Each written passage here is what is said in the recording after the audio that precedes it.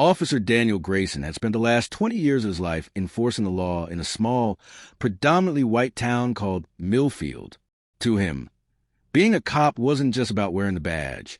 It was about maintaining order and protecting what he believed to be his community. His views were shaped by decades of deeply ingrained prejudice passed down from his father, who used to tell him stories about how the good old days were ruined by outsiders, people with darker skin tones who didn't belong. Over time, these beliefs became part of Daniel's identity.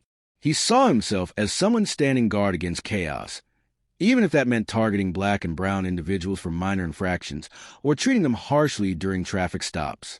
Daniel lived alone in a modest house at the edge of town, surrounded by photos of his late parents and trophies from his high school football days. Every morning, he would sit at his kitchen table drinking black coffee while scrolling through social media posts that reinforce his worldview. Memes mocking affirmative action, articles criticizing immigration policies, and videos claiming systemic racism was a myth-filled his feed. It wasn't just idle entertainment. It was fuel for his anger, an anger he carried into work every day. At the station, Daniel was known for his sharp tongue and quick temper. When rookie officers joined the force, they quickly learned not to question his methods. Once, when a young Latina woman was pulled over for speeding, Daniel made her wait outside her car in freezing weather because she couldn't produce her license immediately. Another time, he detained a black teenager for loitering near a park, simply because the kid looked suspicious. These incidents weren't isolated, they were routine. And yet, no one ever challenged him. His colleagues either turned a blind eye or silently agreed with his actions. One evening, after another long shift filled with tension and frustration, Daniel found himself sitting in front of the TV, flipping channels aimlessly. An advertisement caught his attention, a commercial for a DNA testing service promising to reveal family ancestry and genetic heritage. At first, he dismissed it as nonsense, but something about the idea lingered in his mind. What if he could prove once and for all that his lineage was pure, that he came from generations of hard-working, respectable people untouched by the mixing he so despised? The thought excited him. Maybe this test could validate everything he believed about himself and his place in the world. The next day, he ordered the kit online, using his personal credit card. When it arrived, he followed the instructions carefully, swabbing the inside of his cheek and mailing the sample back without telling anyone. For weeks, he waited impatiently, checking the tracking updates obsessively. Finally, the email notification came. His results were ready. Sitting at his computer, heart pounding, Daniel clicked open the report. The screen displayed percentages and maps showing where his ancestors likely originated. But instead of confirming what he expected, the numbers hit him like a freight train. 87% African American. For a moment, Daniel froze, staring at the screen in disbelief. How could this be possible? He had always prided himself on his pale complexion, light eyes, and straight hair. His features were nothing like those of the people he'd spent years profiling and mistreating. Yet here it was undeniable proof written in his very DNA. Panic set in as he scrolled to the breakdown, reading terms like West African ancestry and sub-Saharan roots. His mind raced with questions. Had his parents lied to him? Was there some secret hidden deep within his family tree? Or worse, had he been wrong all along? That night, Daniel barely slept. He tossed and turned, haunted by memories of his past behavior. Faces of the people he'd arrested, insulted, and humiliated flashed before his eyes. He remembered the look of fear in their expressions, the way they avoided making eye contact, the quiet resignation in their voices. Now he realized he might have more in common with them than he ever imagined. The irony was suffocating. All those years of hatred and bias directed toward others. And now, he discovered he shared their bloodline. When dawn broke, Daniel decided he needed answers. He dug out an old photo album belonging to his mother, searching for clues. Flipping through yellowed pages, he noticed something strange. Several pictures showed relatives with darker complexions, broader noses, and curly hair. One photograph, in particular, stood out, a sepia-toned image of a great-grandfather labeled only as Uncle James. There was no denying it. The resemblance was uncanny. Daniel felt sick to his stomach. Everything he thought he knew about his family, and himself was crumbling around him. Desperate for clarity, Daniel reached out to his elderly Aunt Margaret, the only living relative who might know the truth. She lived 2 states away, so he arranged to visit her over the weekend. During the drive, he rehearsed what he would say, trying to prepare himself for whatever revelations awaited him. By the time he arrived, his nerves were frayed, and his hands trembled as he knocked on her door. Aunt Margaret greeted him warmly, offering tea and cookies as they sat down in her cozy living room. After some small talk, Daniel finally mustered the courage to ask about their family history. At first, she hesitated, clearly uncomfortable, but eventually she sighed and began speaking softly. "Your grandfather," she said, "he never wanted anyone to know. His mother, our grandmother, was born to a freed slave and a plantation owner. They kept it quiet, afraid of what people might think. Over time, we stopped talking about it altogether." As Aunt Margaret spoke, pieces of the puzzle fell into place. Daniel listened in stunned silence, grappling with the weight of her words. For generations, his family had buried their true heritage, passing down lies to protect themselves from judgment and discrimination. And now, thanks to modern science, the truth had come to light. By the end of the conversation, Daniel felt hollow, like a shell of the man he used to be.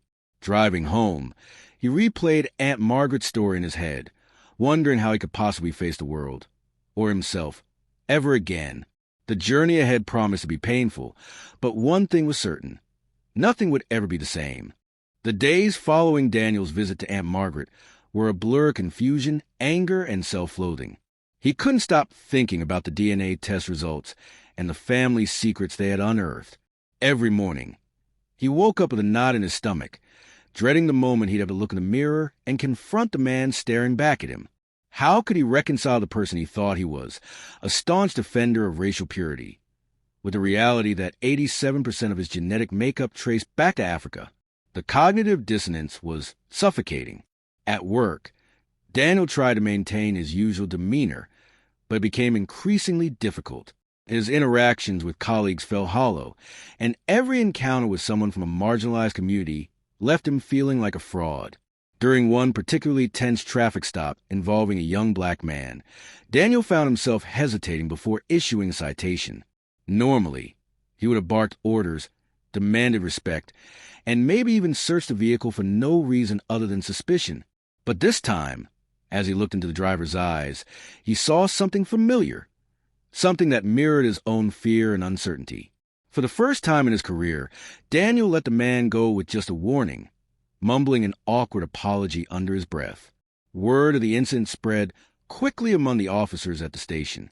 Some joked about Daniel going soft, while others whispered behind his back, speculating about what might be causing the sudden change.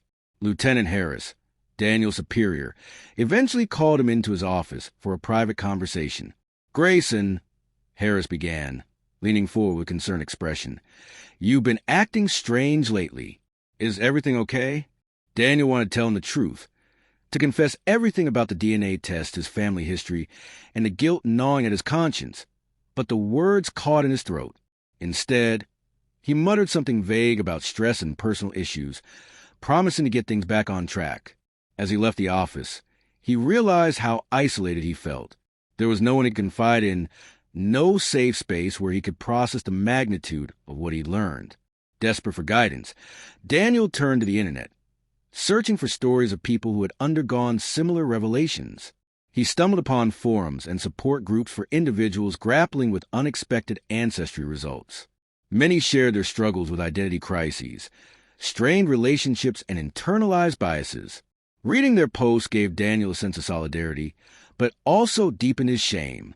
One user wrote candidly about confronting their own racism after discovering Native American ancestry, describing the painful process of apologizing to those they had wronged. Another recounted how learning about Jewish heritage forced them to reevaluate anti-Semitic jokes they had once told casually. Each story served as a reminder of the harm Daniel had caused, and the long road to redemption ahead of him. One evening, unable to bear the weight of his thoughts any longer, Daniel decided to seek professional help. He scheduled an appointment with Dr. Evelyn Carter, a therapist specializing in identity and trauma. Sitting across from her in a cozy office filled with plants and soft lighting, Daniel struggled to articulate his feelings. "I don't know who I am anymore," he admitted, his voice trembling. "Everything I believed about myself, it's all a lie." Dr. Carter listened patiently, nodding as she scribbled notes on her notepad. When Daniel finished speaking, she leaned back in her chair and offered a gentle smile. "Identity is complex," she said. "It's shaped by our experiences, our beliefs, and yes, our biology. But it's also fluid. You're not defined solely by your past actions or your genetics. This discovery doesn't erase who you are. It gives you an opportunity to redefine yourself." Her words resonated with Daniel, though they didn't provide immediate relief. Over the next several weeks, he attended weekly therapy sessions, gradually unpacking the layers of prejudice and privilege that had shaped his worldview. Dr. Carter encouraged him to explore his emotions through journaling and mindfulness exercises, helping him develop empathy for the very people he had once dehumanized. Slowly but surely, Daniel began to see glimpses of hope amidst the chaos. Still, progress wasn't linear. There were moments when old habits resurfaced, triggered by external events or subconscious biases. One afternoon, while shopping at the local grocery store, Daniel overheard two teenagers laughing loudly near the checkout line. They were black, wearing hoodies, and joking about video games. Instinctively, his hand reached for his badge tucked inside his jacket pocket, ready to assert authority. But then he caught himself, taking a step back to observe rather than react. The teens weren't doing anything wrong. They were simply enjoying each other's company. Forcing himself to breathe deeply, Daniel reminded himself that assumptions based on appearance were part of the problem, not the solution. Back home, Daniel continued poring over old family documents, determined to piece together more of his ancestry. He discovered letters written by his great-grandmother, detailing her life as the daughter of a former slave. Her words painted a vivid picture of resilience and survival, challenging the stereotypes Daniel had grown up believing. In one letter, she described teaching herself to read despite laws forbidding enslaved people from becoming literate. In another, she expressed pride in her children's accomplishments, emphasizing the importance of education and perseverance. These fragments of history humanizes ancestors, transforming them from abstract figures into real individuals with dreams, fears, and triumphs. As Daniel delved deeper into his roots, he started attending local cultural events celebrating African American heritage. At first, he attended anonymously, blending into the crowd and observing from afar. But eventually, he mustered the courage to engage, striking up conversations with attendees and asking questions about their traditions. One woman, noticing his genuine curiosity, invited him to join a book club focused on Black literature. Hesitant yet intrigued, Daniel accepted the invitation, eager to learn more about the culture he now realized was an integral part of his identity. Through the book club, Daniel formed tentative friendships with members who welcomed him despite his initial awkwardness. They introduced him to authors like James Baldwin, Toni Morrison, and Ta-Nehisi Coates, whose works challenged his preconceived notions and expanded his understanding of systemic racism. Discussions often grew heated, especially when Daniel admitted his past behavior. But the group's patience and willingness to listen helped him grow. Despite these positive developments, Daniel knew he couldn't move forward without addressing the harm he had caused. He began reaching out to former victims of his misconduct, writing heartfelt letters of apology and offering restitution where possible. Some recipients tore up his notes unread, dismissing his attempts as insincere. Others responded with anger, demanding accountability beyond mere words. A few, however, acknowledged his efforts, thanking him for taking responsibility and encouraging him to continue his journey of transformation. One such individual was Marcus Johnson, a black man Daniel had wrongfully arrested years earlier during a drug raid gone awry. After serving 6 months in prison before being exonerated, Marcus had struggled to rebuild his life. When Daniel showed up at his doorstep unannounced, Marcus initially refused to speak with him, but after several visits and persistent apologies, Marcus agreed to meet for coffee. Their conversation was raw and emotional, filled with tears, accusations, and ultimately, forgiveness. It marked a turning point for Daniel, solidifying his commitment to making amends. By the end of this period of introspection and action, Daniel felt like a different person. Though the scars of his past remained, he had begun to heal, not just for himself, but for the sake of those he had hurt. The road ahead was still uncertain, fraught with challenges and potential setbacks. Yet for the first time in his life, Daniel embraced the possibility of change, knowing that growth required vulnerability and courage. Daniel's transformation didn't happen overnight, nor did it come without resistance. As he continued to confront his past and embrace his newfound identity, he realized that true redemption required more than personal growth. It demanded action. He couldn't undo the harm he had caused, but he could dedicate himself to dismantling the systems of oppression he had once upheld. This realization marked the beginning of a new chapter in Daniel's life, one defined by advocacy, education, and accountability. The first step in this journey was acknowledging his privilege as a police officer. Despite his African-American ancestry, Daniel still benefited from institutional power and authority. He understood that his badge carried weight, and he resolved to use it responsibly. At the station, he began challenging discriminatory practices, speaking out against racial profiling and advocating for reforms within the department. Initially, his colleagues dismissed him as naive or overly idealistic, but Daniel persisted, presenting data and case studies to support his arguments. Slowly, his efforts gained traction, leading to mandatory bias training sessions and revised protocols for handling minority communities. One of Daniel's most significant initiatives was creating a community liaison program aimed at fostering trust between law enforcement and marginalized groups. He organized monthly town hall meetings where residents could voice their concerns directly to officers. These gatherings were often tense, with attendees recounting painful experiences of mistreatment and injustice. But Daniel listened intently, taking notes and promising to address each issue systematically.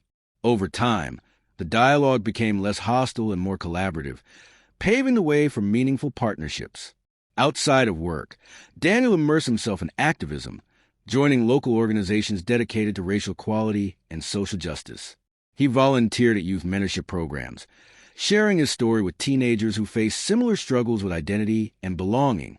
His honesty resonated with them, offering both cautionary tales and messages of hope. "You don't have to be defined by your mistakes," he told a group of high school students during one session. "But you do have to take responsibility for them, and then work to make things right." Daniel also became a vocal advocate for criminal justice reform, testifying at city council meetings and participating in protests calling for an end to police brutality. His presence at these events drew mixed reactions. Some activists welcomed him as an ally, praising his courage and transparency. Others remained skeptical, questioning whether his actions stemmed from genuine remorse or desire for redemption. Daniel accepted their criticism gracefully, recognizing that earning trust would take time. "I'm not here for forgiveness," he said during a panel discussion. "I'm here because I owe it to the people I've hurt to fight alongside them." As part of his commitment to education, Daniel collaborated with Dr. Evelyn Carter to develop workshops on implicit bias and systemic racism for law enforcement agencies across the state. Drawing from his own experiences, he crafted presentations that combined statistical analysis with personal anecdotes, making complex issues accessible and relatable. The workshops received overwhelmingly positive feedback, prompting invitations to speak at national conferences and universities. For Daniel, these opportunities represented not only professional growth, but also a chance to inspire others to examine their own biases. Despite his progress, Daniel faced moments of doubt and backlash. Anonymous letters criticizing his transformation appeared in his mailbox, accusing him of hypocrisy and betrayal. Online trolls attacked him on social media, labeling him a traitor to his former beliefs. Even some family members distanced themselves, uncomfortable with his public acknowledgement of their shared heritage. Through it all, Daniel remained steadfast, drawing strength from the supportive network he had built. Friends from the book club, fellow activists, and even former victims like Marcus Johnson stood by him, reminding him that change was worth the struggle. Perhaps the most profound moment of Daniel's journey came when he decided to return to Millfield High School, his alma mater, to deliver a speech during Black History Month. Standing before a diverse audience of students, teachers, and parents, he recounted his story. From growing up in a household steeped in prejudice to discovering his African-American roots and grappling with the consequences. His voice cracked with emotion as he described the pain of confronting his past and the joy of finding purpose in advocacy. By the end of the speech, the auditorium erupted in applause, with many attendees approaching him afterward to express gratitude and admiration. That night, reflecting on the day's events, Daniel felt a sense of peace he hadn't known in years. He wasn't perfect. Far from it, but he was no longer the man who had blindly perpetuated hate and division. Instead, he had become someone committed to building bridges and promoting understanding. His journey was far from over, but he finally understood that redemption wasn't about erasing the past. It was about using it to create a better future.